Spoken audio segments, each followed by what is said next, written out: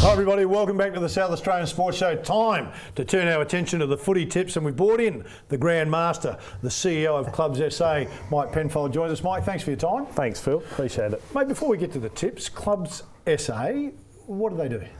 We basically help licensed clubs across South Australia. So there's 1,300 licensed clubs in South Australia, and a lot of them employ volunteers and a lot of paid workers and liquor licensing laws. So we make sure that people comply with that. We help them out to run their club basically for workplace relations issues, work health and safety, basically keep the government from their doors, if you like, and the police. So we help them out with all those sort of issues. So if I'm running a club, for example, and I think I'm getting underwater, what's my road to you? Yeah, well, a simple phone call starts, and then we have people who are experts in these fields, the workplace relations and the liquor licensing, and they can talk to you on the phone, and if you need a bit more help, obviously we can come for on-site visits or anything. Basically, you can go to our website and you can get a lot of help there as well. So it's a fully... There's a lot of aspects to it that you can, 1,300 clubs, a lot of clubs to get through. I mean, is it we need a bit more staff, or we're just on the edge of being overloaded, or we're okay? We actually have 400 plus members. There's 1,300, so we're always looking for members. One of our biggest recruitment drives is through clubs that have been non-compliant and found out, and now they need the help. Yeah. So we prefer clubs to come to us with the questions first before the Licensing Enforcement Branch of SAPOL come out to see them, or Consumer and Business Services. So it's an insurance program really, and obviously we can then help you out to, quite often if you've got yourself in trouble, we get you out of trouble. We have great relationships with the right industry, like government departments, so we can work that through with you, or settle things out of court, those sort of things. Okay. So we can, it does save you a heck of a lot of money with legal fees and stuff like that, or if it gets to that stage, we'll give you that advice to go and seek professional. All right, let's get to the footy tips. If you've got some issues with your club, then give Club SA a call, mate. Friday night, Collingwood sit in 12th spot, North Melbourne are in 8th spot. They're at Etihad Stadium. Both teams come in off losses. Yes, but I think Collingwood had everything to play for last week, and North Melbourne still need to win their game, don't they? So North Melbourne. North Melbourne, Rocky? Yeah. I'm going North Melbourne as well. They've got to get some players back, and they've got to get some form back quick smart, and I think they can do it this week. All right, Saturday, Sydney are in 5th spot. Carlton sitting in 14th at the SCG. Carlton continue to lose, although Sydney haven't been all that great. They come in off a loss as well, but they've had a couple of wins on the way. Yep. Yeah, Carlton were funny because structures were better early in the year, I thought, and they've lost those a little bit, particularly in the back line. So I think Sydney have been unlucky as well. They should have won last week. So Sydney. Sydney, Rock? Swans will give Carlton a massive headache, I reckon, this weekend. All right, this is a real thriller, this one. Gold Coast in 15th, up against Freo in 16th at Metricon. I actually think that Freo are going okay at the moment. If it was at home, I'd definitely pick them, but I'm going Freo. Freo? Right. Freo. All right, just quickly, Gold Coast, a bit of talk that Ablett might return to Geelong, even though he's got a year to run. Yeah. What did you feel? You think he'll stay another year, or he might get out of jail? I'm not sure who's going to pay his contract. It's $1 million a year, so he goes back to Geelong. Do they pay the $1 million, or will it subsidised by Gold Coast? Or? I think it'll be subsidised. Yeah. I mean, there's talk that he lives in Melbourne the majority of the time and flies up for one training session a week, and then the game doesn't travel with the boys when they go interstate. I think he's run his race there, and it'll be nice to see him go back to Geelong and finish his career, I reckon. All right, West Coast are in 6th spot. They've won their last 3. Melbourne are 11th, and they've lost last week. They're at Domain. I never get Melbourne right. When I pick, you pick against them, they play outstanding football, but I will go West Coast purely for that reason. To play. Same, West Coast by All right, the Bulldogs are 3rd, St Kilda in 10th. They're at Etihad. Both teams come in off wins last week. I am a fan of the Western Bulldogs. I think St Kilda, when they beat Geelong, was an excellent win, and they play great footy, but I think the Bulldogs, I do like the Bulldogs. Saints. Saints? Yeah, I can see why. Yep. Right. Last chance, isn't it? Yep. All right, Geelong sit in 7th spot. Adelaide are in 2nd. Adelaide, of course, 8 wins in a row. Geelong snapped a 2-game losing streak. They're at Schools Stadium, though, which is massive for Geelong. Yeah. Geelong, and it hurts me to say. Adelaide Crows. All right, okay. Sunday, Essendon play Brisbane at Etihad. I thought Essendon were okay last week. Essendon. I think that's the game that the AFL's called off, mate. I thought you were going to say lack match of of the interest. Lack of interest. All right, Hawthorn are in first spot, Richmond in 13th. Sam Mitchell's 300th game for the Hawks there at the MCG. Easy one, Hawthorn. Yeah. All right, the last one, Port Adelaide 9th, GWS City in 4th spot. Port have got to continue to win to make the 8. Yeah, I think GWS have too many big blokes with Charlie Dixon probably going out, so GWS. Yeah, I'm the same. I think GWS will get him. Yes, thanks for staying with us. A lot to get through in this segment. Now, normally I get Rocky. I normally give Poppy the grilling right here, so I'm going to pass it on to you, mate. A couple of questions. Let's talk about the Power. Can they make 8th? They're sitting in 9th spot. I'll just give you this. 3 top 8 opponents still to play. 3 opponents in the bottom 10 to play, and they've got 3 interstate games. Now, they have the best percentage of any team chasing them in the 8.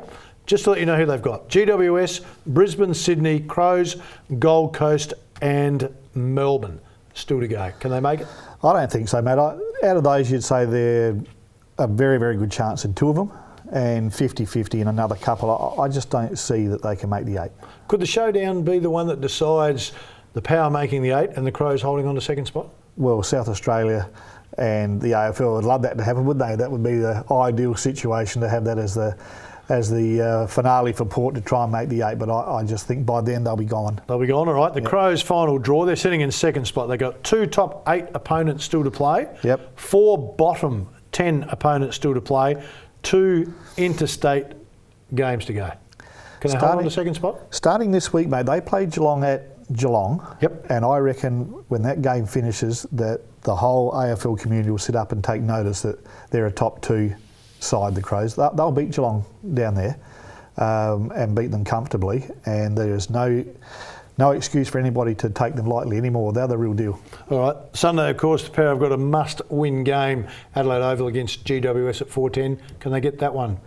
Well, they can. I've seen GWS away from home twice under pressure, and they fall to pieces. They're waving arms everywhere. They're telling everybody off except themselves. And I think if Port can stay in the contest, they're a chance to beat them, but I would still pick GWS over them. All right, mate, while we're on the AFL, the illicit 3-strike drug policy. I want to ask you about this. First strike, does it need to be harsher? Now, right now, the first strike, it's a $5,000 fine. You undergo counselling and target testing.